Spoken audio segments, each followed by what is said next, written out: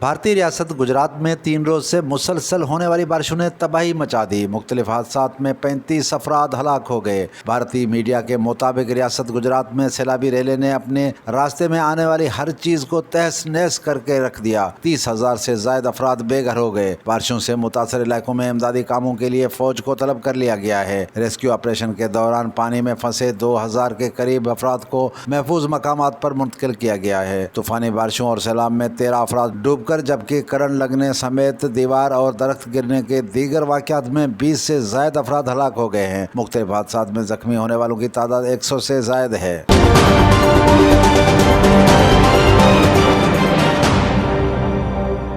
MNN TV News।